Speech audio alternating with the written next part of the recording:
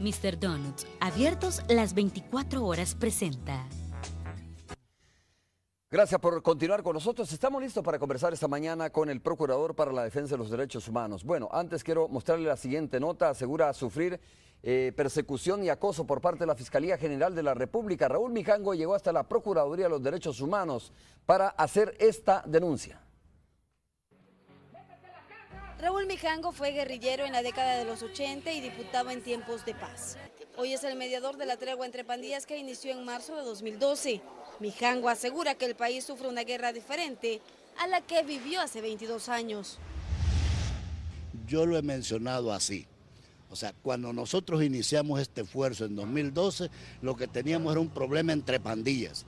Hoy ya no tenemos solo un problema entre pandillas, tenemos un problema también entre las pandillas y el Estado, lo cual lo vuelve mucho más complejo, pero sigo creyendo que tiene solución y esa solución es dialogando. En lo que va del año, 34 policías y 18 elementos del ejército han sido asesinados. Las investigaciones en la mayoría de los casos apuntan a que los crímenes fueron cometidos por pandilleros. Las órdenes de los asesinatos, según las autoridades policiales, salieron de las cárceles, recintos a donde Raúl Mijango no puede ingresar desde hace un año. El mediador de la denominada tregua entre pandillas no ha sido invitado a formar parte del Consejo Nacional de Seguridad Ciudadana que impulsa el gobierno para reducir los índices de violencia. Tal y como se lo están planteando, yo tengo la percepción que es hacer más de lo mismo, más de lo mismo que se ha venido haciendo durante 20 años en este país sin resultados. El fiscal general de la República, Luis Martínez, en reiteradas ocasiones ha dicho que investiga a Raúl Mijango por la tregua entre pandillas, situación que llevó al mediador a presentar una denuncia ante la Procuraduría para los Derechos Humanos. Asegura ser víctima de persecución y acoso. Cada vez que se puede, el fiscal se expresa hacia mi persona de una manera muy peyorativa, se afecta mi dignidad, se afecta mi moral, de alguna forma se me acusa de delito que luego después no tiene capacidad de judicializar porque no tiene pruebas. En los primeros meses de 2012, en El Salvador se registraban 14 asesinatos diarios. Cuando inició la tregua en marzo de ese año, bajaron a 5 o 6. En la actualidad, la cifra de homicidios por día es de 10, según el más reciente informe de Medicina Legal. Con imágenes de Alfredo López, Carolina Mengíbar, Noticiero Hechos. Bueno, ahí está lo que dijo Raúl Mijango, uno de los principales mediadores de la tregua. Más adelante vamos a hablar este tema, vamos a abordarlo con el procurador. Queríamos mostrarle parte de lo que vamos a estar desarrollando precisamente en la entrevista de esta mañana.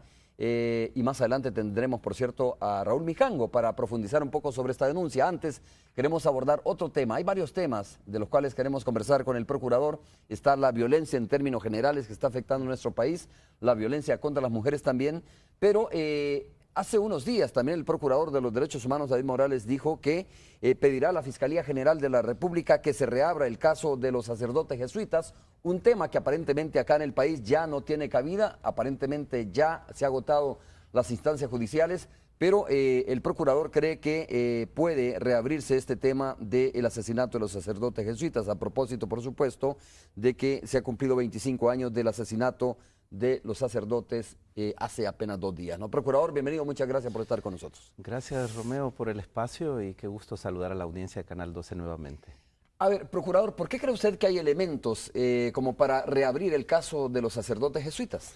Bueno, el caso se cerró, la investigación nunca se completó, Romeo, a través del fraude de ley, a través de la violación al debido proceso, las violaciones a los derechos humanos. El juicio inicial fue un juicio simulado, como la llamó la Comisión Interamericana de Derechos Humanos. Se destruyó prueba, se protegió a los responsables, se exoneró a los homicidas. Los dos oficiales condenados fueron favorecidos con amnistía al poco tiempo y la Fiscalía General y los tribunales de la época se negaron, pese a la solicitud de la Universidad Centroamericana que luchó por ese caso, se negaron a investigar a los autores intelectuales, a quienes dieron la orden según la Comisión de la Verdad y la Comisión Interamericana. Por eso el Estado de El Salvador está condenado por la Comisión Interamericana, que le ha exhortado a investigar el caso con todas las garantías y la objetividad necesaria. Es un incumplimiento de El Salvador no investigarlo.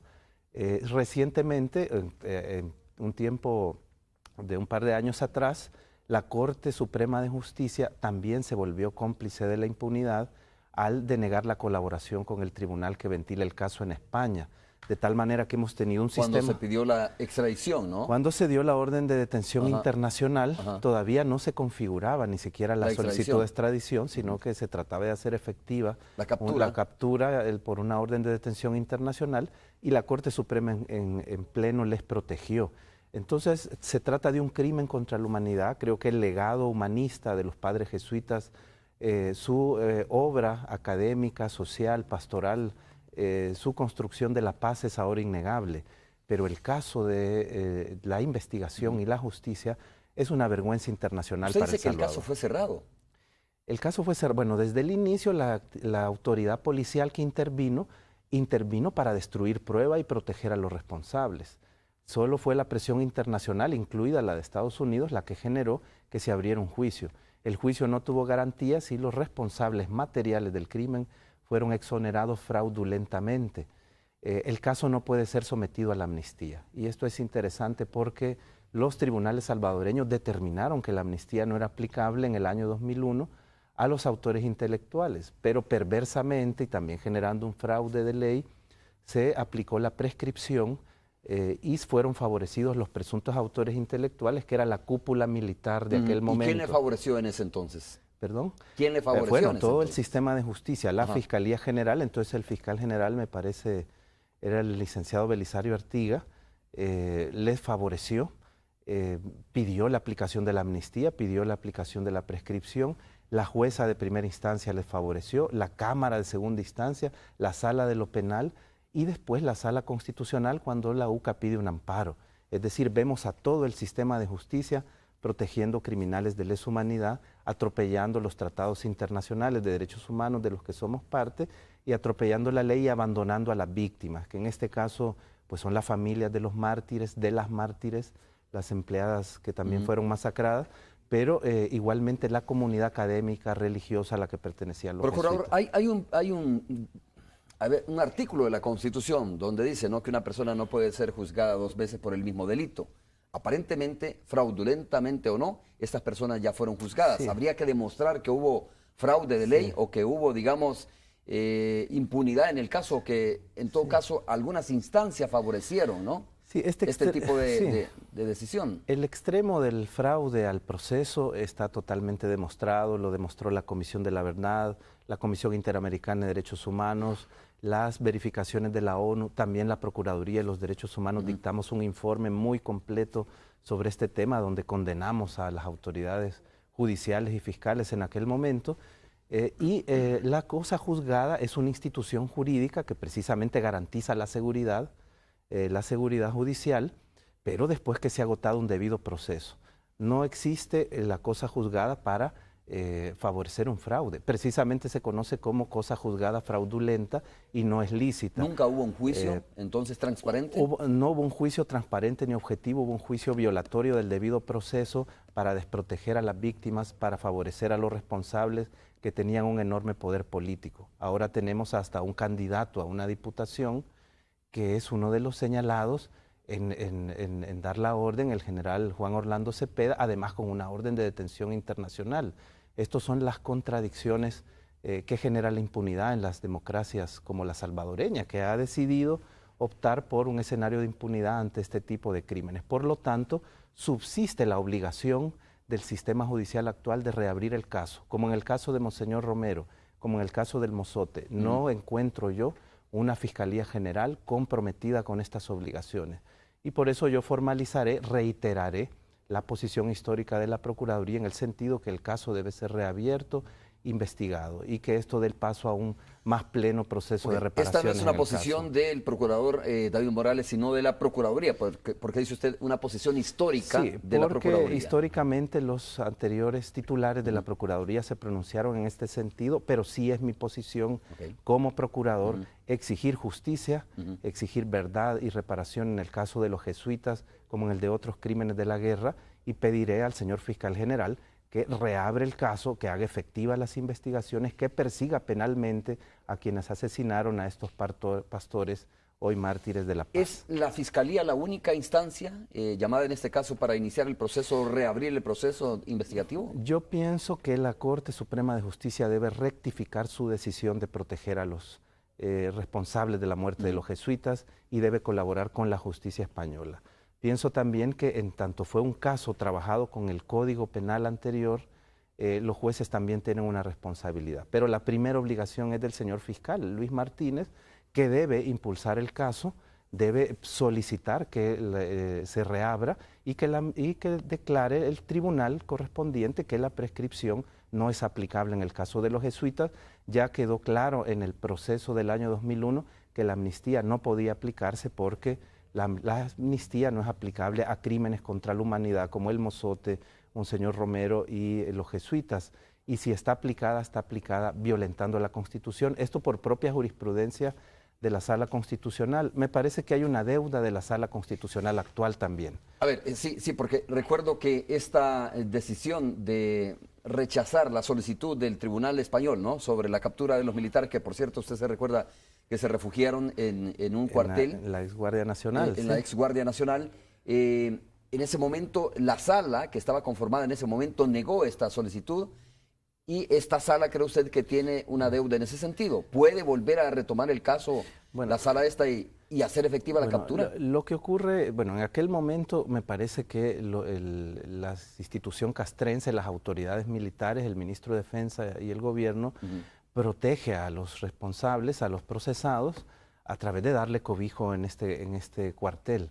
Pero esto fue una protección en relación a la etapa policial, que es nada más las primeras horas. Luego sí hacen algo positivo, que es ponerlos a disposición de un juez.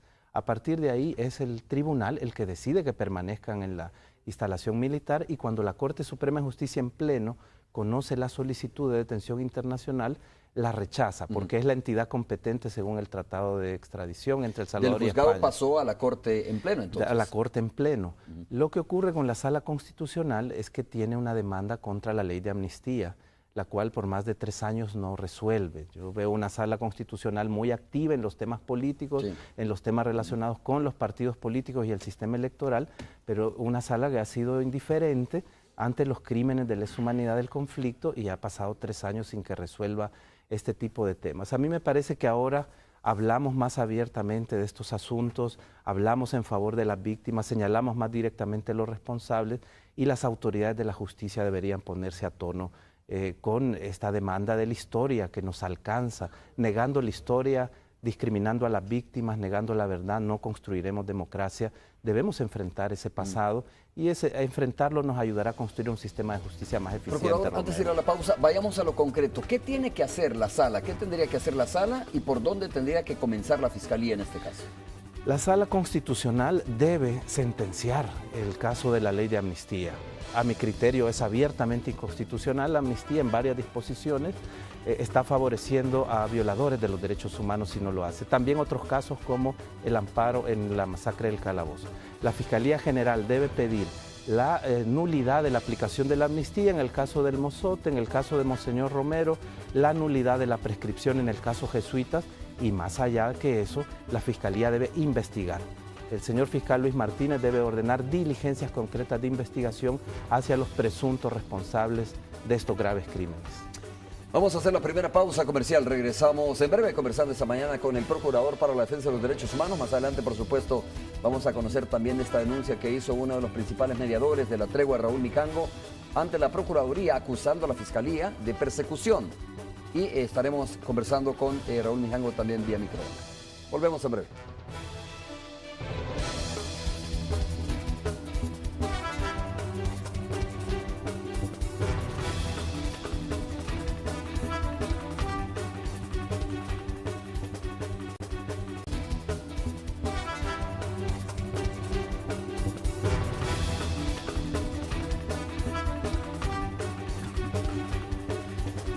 Raúl Mijango, uno de los principales mediadores de la tregua entre pandillas, inició precisamente, o fue a la Procuraduría para la Defensa de los Derechos Humanos a establecer una demanda. Dijo que es víctima de acoso y de persecución política por parte de la Fiscalía General de la República. Quiero escucharlo, está a través de la señal de microonda con nosotros para conversar precisamente sobre esta demanda. Raúl, buenos días. Buenos días. Buenos días, Romeo. Buenos días, señor procurador. Y buenos días a todos los televidentes de Canal 12. Raúl, quiero escuchar tu fundamento, la base que tiene esta denuncia, ¿no? ¿Por qué le llamas tú persecución política a una situación que aparentemente es una indagación normal que podría hacer la Fiscalía General de la República contra una persona que, por el testimonio de otros, podría estar involucrado en temas como facilitar el acceso de materiales a los centros penitenciarios de nuestro país, lo cual según la Constitución de la República y el Código Penal, tú bien lo sabes, es prohibido? Bueno, es que una cosa es investigar y otra cosa es procesar a través de los medios de comunicación a una persona. Y es lo que en efecto ha estado sucediendo. Hay una cantidad significativa de artículos y titulares de diferentes medios de comunicación a través de los cuales se me ha imputado una enorme cantidad de cosas que al final no se han judicializado. Por el otro lado, hay comentarios irresponsables que manifiestan que el procesamiento a los que fuimos parte del proceso de tregua y de paz va a ser el plato fuerte de la próxima campaña electoral de 2015. O sea, lo que a ti te molesta es el que se diga tantas cosas y no se procese. Por un lado, y por el otro, que se pretenda utilizar política y electoralmente un caso que tiene otra naturaleza. ¿Quién lo está utilizando política y electoralmente en este caso, Raúl? Bueno, en un matutino la semana pasada se comentaba que el plato fuerte de la próxima campaña va a ser el procesamiento a los que fuimos parte de ese proceso. Entonces, eso no se vale. Eso es campaña electoral. Eso no tiene nada que ver con investigación y con aplicación de justicia, mucho menos con el debido proceso. ¿Tú crees que la Fiscalía entonces se está prestando a este tema en la campaña electoral? Pues yo lo que veo es una Fiscalía buscando por todas las vías posibles frenar que se puedan impulsar acciones que ayuden a enfrentar eficazmente el problema de la violencia. ¿Y eso qué propósito tiene? Impedir que el actual gobierno presente resultados positivos y obviamente para provocar que el electorado le cobre la factura. Procurador, esta denuncia fue interpuesta ayer, ¿no? Ante la institución, ante la Procuraduría para la Defensa de los Derechos Humanos. Yo le preguntaba al procurador si ya había recibido en sus manos y había ya leído esta denuncia de Raúl Mijango. Bueno, he recibido ya el informe. Muy buenos días también para el señor Mijango. He recibido el informe de la recepción de esta denuncia. El señor Mijango está ejerciendo un derecho de petición y respuesta ante la Procuraduría, al cual yo le daré el trámite que me manda la ley. El siguiente paso, según la ley de la Procuraduría, es requerir un informe al señor Fiscal General Luis Martínez para que se pronuncie sobre los hechos que el señor Mijango denuncia ante la Procuraduría de Derechos Humanos. Así que, estaré dándole cumplimiento de acuerdo al proceso de ley, a la solicitud que él ha presentado. Ok. Raúl, así, ya ahora que tenemos aquí al procurador, ¿qué esperas tú realmente de la Procuraduría? ¿Qué pides en el informe a la Procuraduría General de la República? Bueno, que haga su trabajo. Ajá. Y es proteger los derechos humanos de todos los salvadoreños. Yo veo a la Procuraduría como el fruto no de los acuerdos de paz, sino de la lucha del pueblo salvadoreño. Y yo he dado 18 años de mi vida a esa lucha. Así que espero ser protegido en la defensa de mis derechos. Raúl, ¿por qué no acudes a los tribunales respectivos? ¿Lo haces ante la Procuraduría si sientes que tu vida puede estar en peligro o de repente que se están, digamos, criminalizando una acción o una actitud tuya? Más bien criminalizando el diálogo como la vía para encontrar soluciones al problema de la violencia. Aquí no es Raúl Mijango el problema, aquí es impedir que este señor bloquee cualquier vía para encontrar soluciones al problema de la violencia. De eso se trata. Entonces no es contra Raúl Mijango, sino contra el proceso. Pues en efecto, criminalizando el diálogo, criminalizando a Raúl Mijango, se quiere criminalizar el proceso de búsqueda de solución por vías civilizadas al problema de la violencia.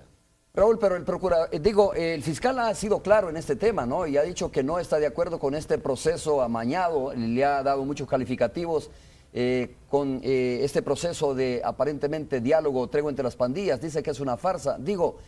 No es nada extraordinario lo que está haciendo el fiscal, simple y sencillamente está expresando una posición porque dice que con los criminales no se puede negociar.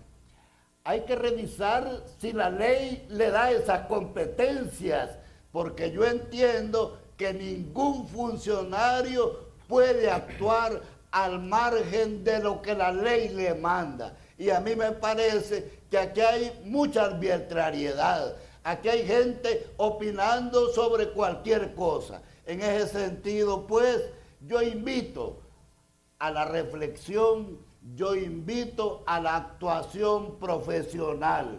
Despoliticemos esto, trabajemos por resolver el más grave problema que el país tiene. Y con eso le vamos a estar dando un gran aporte al país. De acuerdo, Raúl, termino con la siguiente pregunta, tu participación. ¿Dónde está concretamente la violación a tus derechos humanos? Lo único que yo entiendo es que el fiscal ha dicho que va a investigar si hubo ilícitos en el tema de la tregua, y lo que está prohibiendo también es que de alguna manera los mediadores ingresen a los centros penitenciarios, que tampoco es una decisión estrictamente del fiscal general de la República. ¿Dónde está concretamente la violación a tus derechos humanos como tal?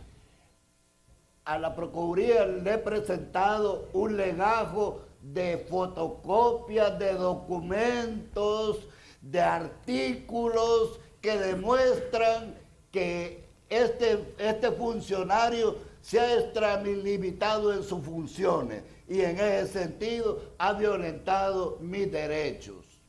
Bueno, Raúl, muchas gracias. Ok. Saludos para ti, muchas gracias, Raúl Mijango. Buen día para todos, buen día, señor procurador. Saludos para ti.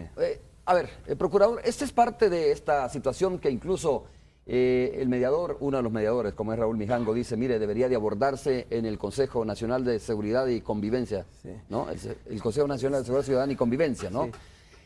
¿Se está abordando el tema? ¿En algún momento ha sido tema esto de la agenda? Bueno, yo quisiera aclarar, Romeo, que en la Procuraduría recibimos muchas denuncias de este tipo. Ya he comentado yo, compartido con la ciudadanía, que la autoridad generalmente más denunciada es la Policía Civil, pero después de la Policía Civil es la Fiscalía General y los tribunales por presuntas violaciones al debido proceso.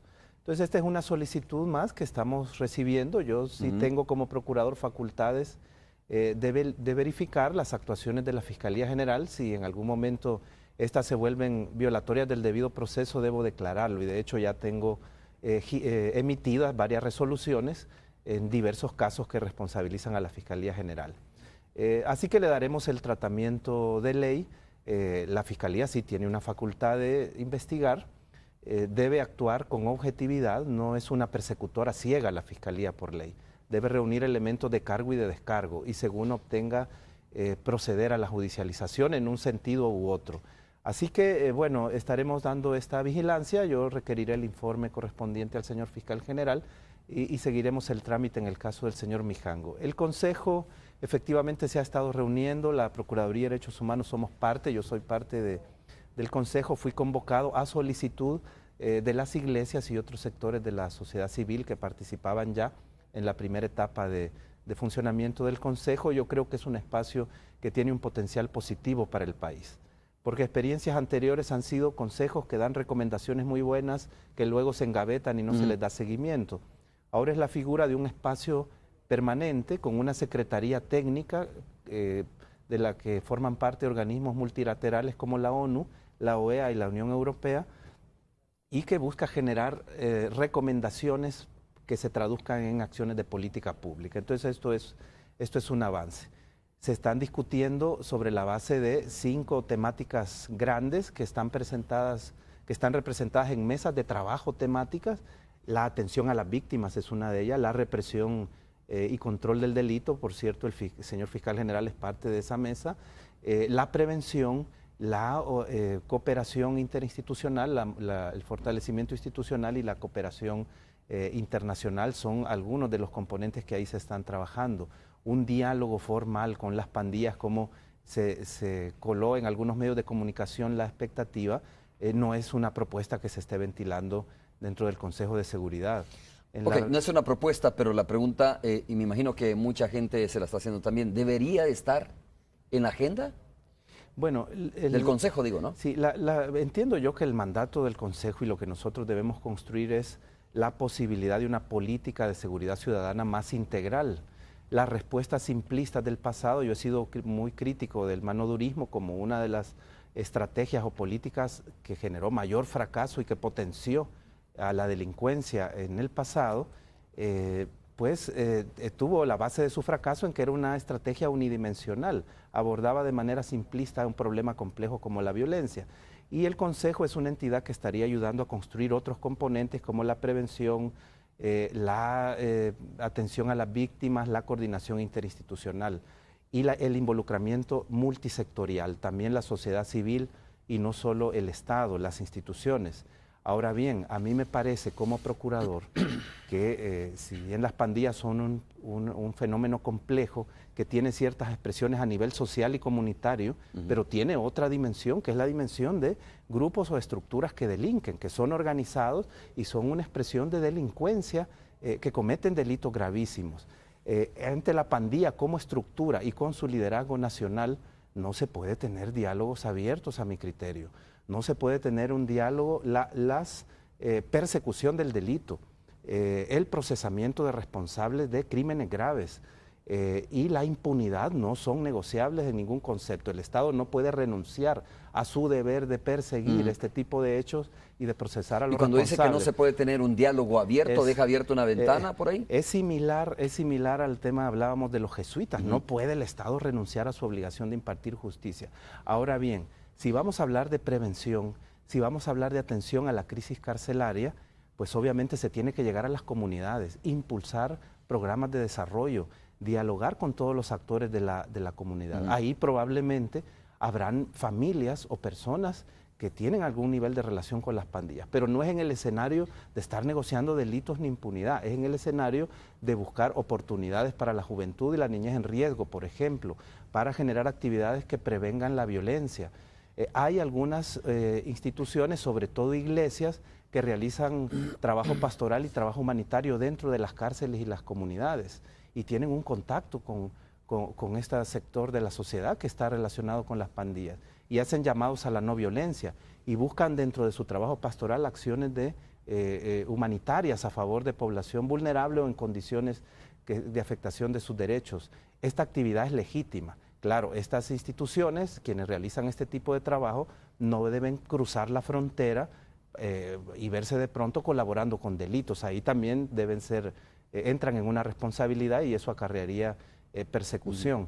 Entonces estos son los cuidados y las dimensiones que se tienen en el Consejo, la posición de la Fiscalía, al menos en la reunión que se tocó el tema y estuve yo, no estaba el señor fiscal general, porque andaba en un trabajo, en una misión oficial fuera del país, pero la representación fiscal tuvo una posición bastante técnica, es decir, no una posición de bloquear el avance del proceso del Consejo, sino los diálogos en el Consejo, claro, no solo con la Fiscalía, han sido en armonía y en búsqueda de entendimientos para avanzar en una construcción, y eso me parece positivo en el seno del Consejo. Una de las personas que me está escribiendo a través de las redes sociales dice, si el diálogo ya fue la solución para este país en la guerra, ¿por qué no puede serlo hoy?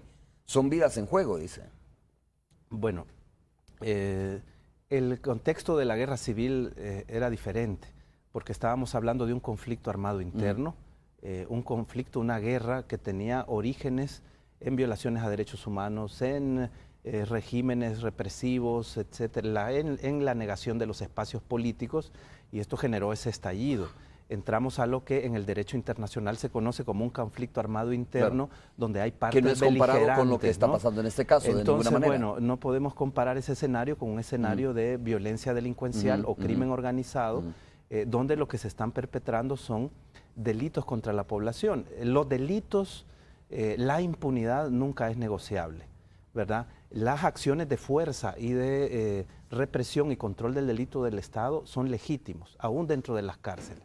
Sin embargo, las posibilidades de llevar a las comunidades o incluso dentro de la cárcel algunas iniciativas o medidas de Estado que humanicen, que generen inclusión social, que permitan hacer llamados a la no violencia, llevando a la par el control del delito de manera muy firme, puede darnos resultados más efectivos. No se trata de cerrar todo diálogo. Por eso no puede ser abierto tampoco el diálogo. No se trata de cerrar todo el diálogo, sino que tener diálogo en espacios lícitos, en el margen de la ley, nunca con estructuras criminales en cuanto tales, ni negociando ningún tipo de ventajas en materia de persecución penal. ¿Qué hace la diferencia de esa visión que usted me está planteando con la que plantea, por ejemplo, los mediadores, en este caso, o particularmente Raúl Mijango?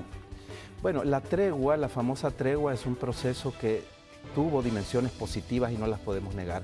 Y la primera fue la radical disminución de los homicidios. Eso fue positivo. Sin embargo, estuvo llena de dudas que no terminaron de aclararse, ni siquiera por las autoridades. Y por eso hay una investigación fiscal abierta. Entonces, bueno, esto le impidió a ese proceso de tregua tener legitimidad social, ¿verdad? Entonces me parece que esa debilidad no se debe repetir ahora. Debe haber transparencia con la población, debe estar claro que no se avanza al margen de la ley, que no se está negociando ningún tipo de ilícito y que los diálogos son importantes, pero en el marco de la ley, en los ámbitos comunitarios, en los ámbitos de cumplir la ley penitenciaria, etc. Vamos a hacer la pausa comercial, regresamos en breve.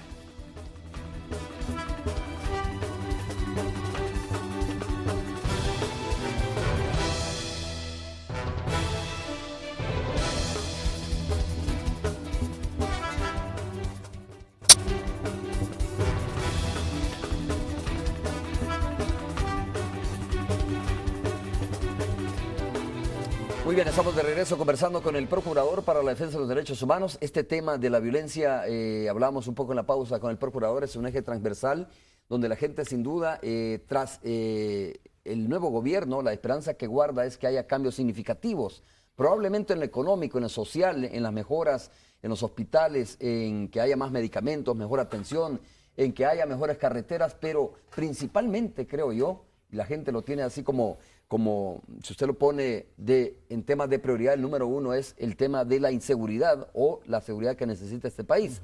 Y por lo tanto, se cifran las esperanzas, sin duda alguna, en las medidas que se puedan aplicar coercitivamente en la Policía Nacional Civil y en el Consejo. Procurador, y ahí es donde pues la gente dice, a ver, ¿qué viene? ¿Qué va a emanar, no? ¿Cuáles son las primeras medidas que puede emanar del Consejo y cuándo van a ponerse en práctica estas medidas? ¿Y cuál va a ser el resultado, obviamente? Claro, Romeo, le agradezco la reflexión. Los estados, su labor fundamental, su esencia, la esencia del trabajo de todo estado, de toda la institucionalidad, es la protección de los derechos humanos. Así lo declara también nuestro artículo 1 de la Constitución. Y por eso las instituciones de derechos humanos debemos estar siempre al lado de quienes ven más vulnerados sus derechos y quienes más sufren. En el caso de nuestro pueblo, el sufrimiento mayor está en las víctimas de la violencia, en las víctimas del delito y está en las víctimas de la migración, que están sufriendo también delitos muy graves, sobre todo en el tránsito. Así que nosotros abogamos porque el Estado construya capacidades, invierta recursos, genere acciones concretas a favor de estas víctimas. En el Consejo de Seguridad este tema se está abordando. Las mesas técnicas del Consejo darán ya un diagnóstico preliminar y una serie de medidas que serán sugeridas al gobierno ya en la primera quincena de diciembre. Sin embargo, debemos entender que el problema es tan grave, tan grande, tan complejo, el problema de la violencia, que su solución real está en el mediano y largo plazo. Sin embargo, como Consejo, queremos impulsar una serie de medidas urgentes de aplicación inmediata. Como procurador, yo estoy pidiendo que una de esas medidas sea incrementar recursos y acciones del Estado en protección y en atención de víctimas. Es uno de los ejes que siempre ha estado abandonado en las políticas de seguridad del Salvador, y debe entrar ya recursos, deben entrar ya acciones de asistencia psicosocial, de rehabilitación, ampliar las capacidades de protección física de las víctimas y de los testigos, por supuesto, debe ser una de las medidas ya urgentes para 2015. Procurador, ese es un eje de todo lo que hay que hacer, digamos, en el tema de la seguridad pública. A ver, lo que la gente, por supuesto, se comprende este tema de las víctimas, ¿no? Que es doloroso y obviamente nos solidarizamos con eso, pero la gente dice, a ver, pero en el tema de controlar extorsiones, pandillas, asesinatos, ya van 34 elementos de la Policía Nacional que son víctimas de la delincuencia misma, de las pandillas mismas. ¿Cómo se puede comenzar a allanar el camino, ¿no? Para neutralizar ese tema, el tema de los asesinatos o las extorsiones? Bueno, mire, debe haber un trabajo muy coordinado entre la Policía Civil y la Fiscalía General, pero también la represión del delito debe ser integral. Las manos duras lo que hacían eran grandes redadas, mucha imagen, ¿no? Pero debilitaron la investigación científica, rompieron la relación de la policía con la comunidad, usaron indebidamente la inteligencia policial. Esto debilitó la represión del delito, aunque el nombre fuera muy pomposo, aunque brindara un espejismo de seguridad, el manodurismo era muy débil en el fondo porque tenía todas estas carencias. En la medida que avanzamos en una represión más integral, que se integra la inteligencia con el trabajo de policía comunitaria que ahora se está lanzando, la policía comunitaria no es una versión de policía blanda, es una metodología, una filosofía. El policía, aún reprimiendo, da un enfoque de vínculo con la comunidad. Y para que haya una policía eficiente se necesita relación con la comunidad. La comunidad es la que sabe quiénes son los criminales, es la que puede dar información. Si no hay relación con la comunidad no puede haber policía eficiente ni investigación eficiente. Eso se debe mantener. Pero por supuesto también debemos tener las otras dimensiones de prevención y atención a víctimas que no son contradictorias con la represión, son complementarias. Cuando vino el manodurismo, la pandilla dejó de tatuarse. La pandilla comenzó a utilizar niños para hacer extorsiones y con esto evadió la actuación de la policía. La policía sola, el sistema penal solo nunca resolverá el problema.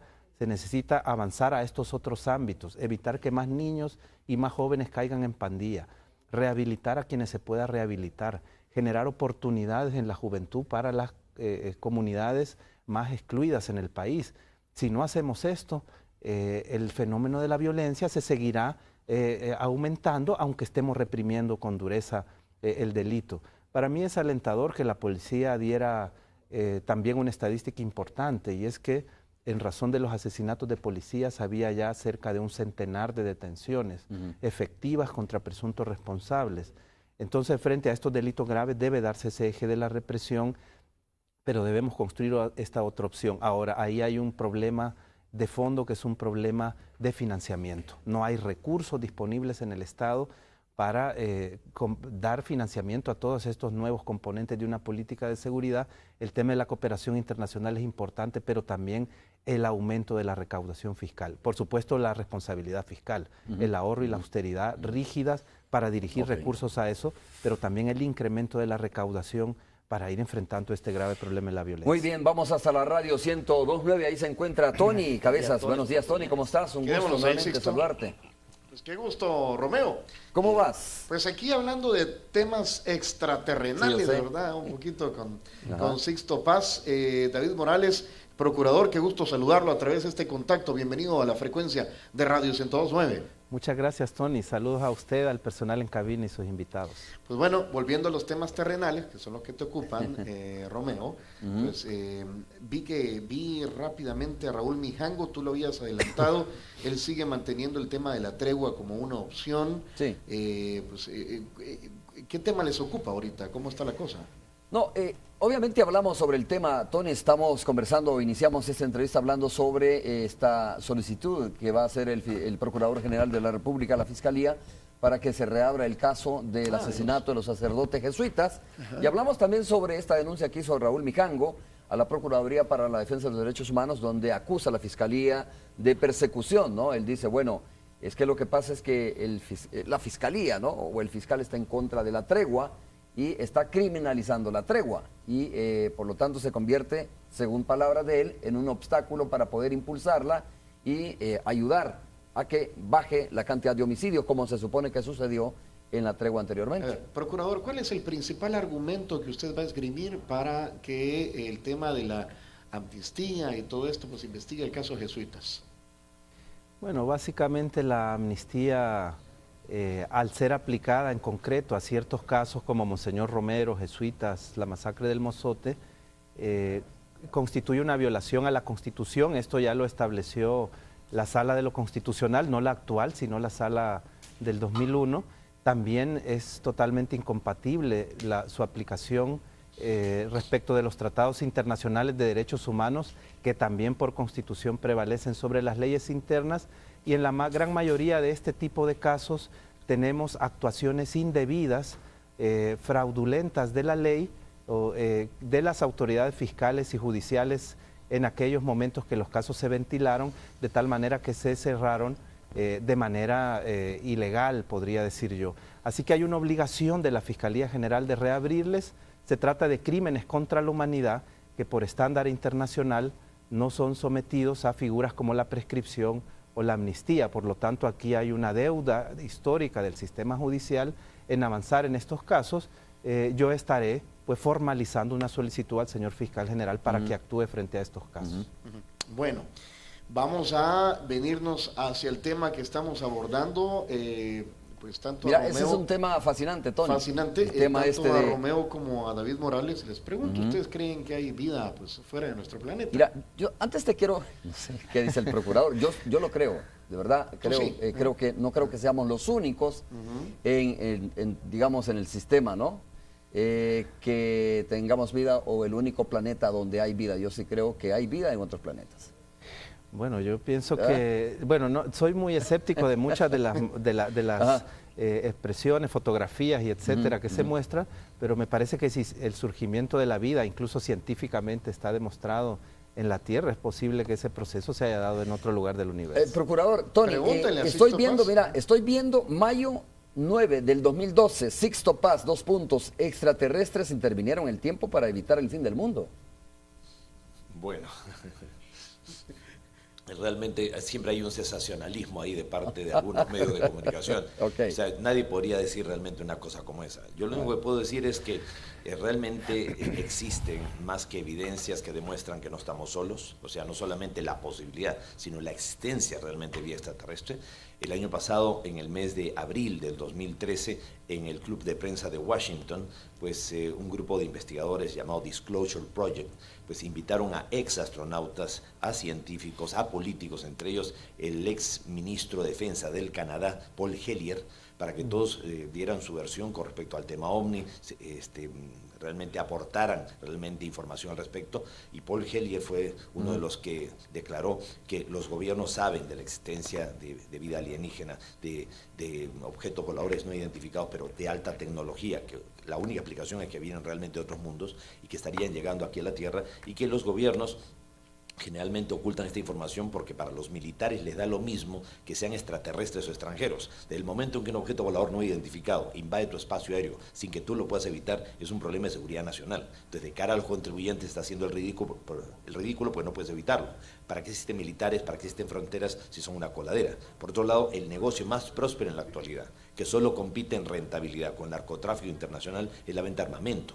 Todos esos países más desarrollados en nuestro mundo y todo, pues son grandes fabricantes de armas. Si no existen guerras, las inventan. Entonces, si se demuestra que estos seres existen y no vienen con malas intenciones, porque si no hace tiempo que nos hubieran hecho polvo, esto obligaría a que todos los países nos unamos como una sola gran nación frente a los visitantes, ¿no? Ahora, si desaparecen las fronteras, no solamente desaparece el gran negociado de la venta de armas, también desaparecería la deuda externa, porque no habría quien debiera qué a quién. Bueno, Sixto Paz, un gusto saludarlo a través de este contacto con la Radio 109. Pues, Tony. Bueno, David Morales, entonces se quedó ahí con alguna pregunta, aprovechemos. Bueno, no, nada más saludarles y bueno, reconocer que este es un tema que apasiona a muchas audiencias, sobre todo si como el señor Sixto Paz da mucha información y mucha investigación a la cual él se ha dedicado, entiendo, por muchos años. Muchos saludos. Les invitamos entonces a que cuando terminen pues se cuelguen con la radio, ¿verdad? Un saludo, procurador, a ver qué día platicamos. Con gusto, Romeo, Tony. hasta luego, feliz día. Por supuesto, Tony, un saludo para ti también. Procurador, quiero continuar desarrollando la entrevista, hablando un poco sobre este tema de las denuncias que dice que la Procuraduría ha recibido. Hay tantas denuncias, ¿no?, sobre violaciones a uno de los, digamos, a la vida, por ejemplo, al derecho a la vida, que es un derecho fundamental. Hablamos un poco, y no quiero que se me escape este tema antes de terminar la entrevista, la violencia que se genera en nuestro país, producto de toda esta situación contra la mujer, por ejemplo, o contra los niños y niñas, ¿no? Sí, es importante la pregunta, Romeo, gracias. La estructura, el concepto de los derechos humanos es un concepto que se utiliza como un contrapeso a los abusos de poder del Estado. Es decir, surgen los derechos humanos en escenarios de grandes violaciones como las que se perpetraron en la Segunda Guerra Mundial, por ejemplo.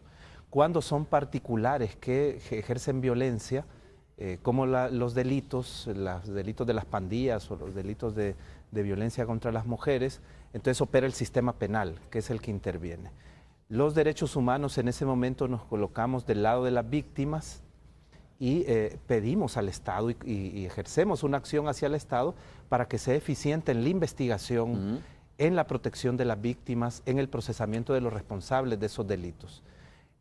Lo que observamos en la Procuraduría es que tenemos muchas denuncias por violación al debido proceso, es el segundo rubro más denunciado. Muchas de ellas son de personas procesadas que consideran que son víctimas de algún abuso dentro del proceso, pero muchas otras son de víctimas que se consideran desprotegidas ante el sistema. Y debo decir que uno de los escenarios de mayor impunidad y que más nos preocupan, sobre lo cual yo estoy impulsando una investigación especial, es la impunidad en los casos de violencia contra las mujeres. Si bien los feminicidios en los últimos años han bajado en número, siguen siendo muy grande la cifra de feminicidios al año, más de 200 en el último periodo. Encontramos casos de violencia atroz, es decir, violencia ejercida, incluso violencia feminicida, ejercida con especial nivel de sadismo y crueldad. Y luego encontramos un escenario de manejo del caso en los tribunales o por la Fiscalía General con criterios discriminatorios hacia la mujer.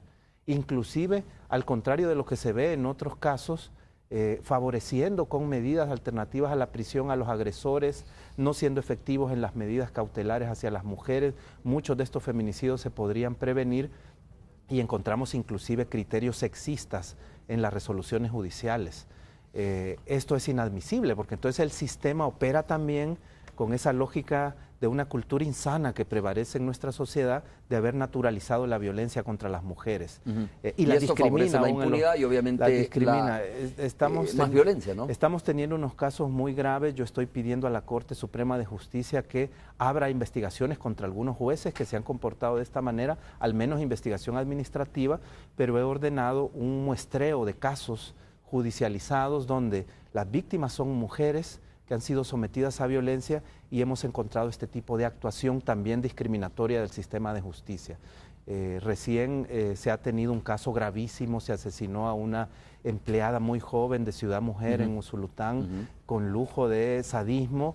Yo me solidarizo con la familia, con la comunidad, con Ciudad Mujer y las autoridades de esa entidad que han sido golpeadas por este crimen, que también es un crimen común, y esperamos que el sistema de justicia aquí actúe con un criterio que no sea discriminatorio. Estaremos vigilando la actuación de las autoridades en el caso. Como procurador yo condeno estas formas de violencia y demando del Estado una actuación imparcial y eficiente. No se trata de que no haya leyes efectivas, que no haya leyes adecuadas, que no sean modernas las leyes, se trata de la forma como se aplican las leyes. Bueno, El Salvador ha dado pasos importantes, la aprobación de la ley especial integral contra la violencia, la aprobación de la ley de igualdad y equidad, que tienen un impacto en la institucionalidad y en la política pública. Esto es importantísimo. Estamos viendo pasos importantes, pero todavía esto está en una primera etapa.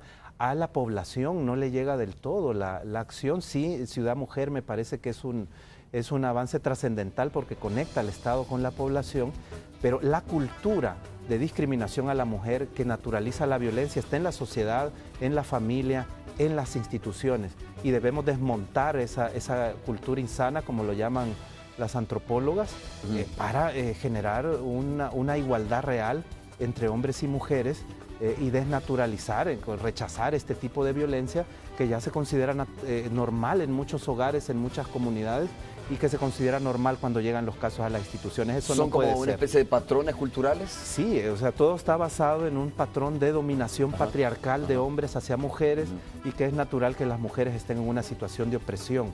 Esto debe romperse, obviamente, es violatorio de los derechos humanos, existen muchos tratados que lo establecen, y debemos combatir esa violencia y esa discriminación unidos, hombres y mujeres. Okay. Vamos a hacer la última pausa. Procurador, regresamos en breve.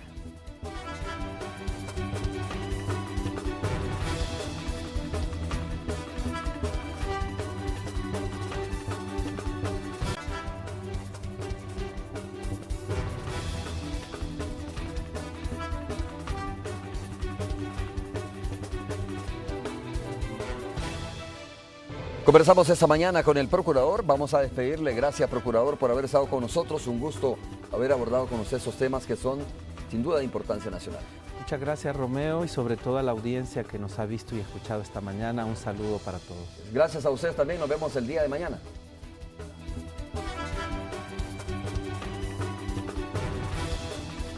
Mr. Donut, abiertos las 24 horas, presentó.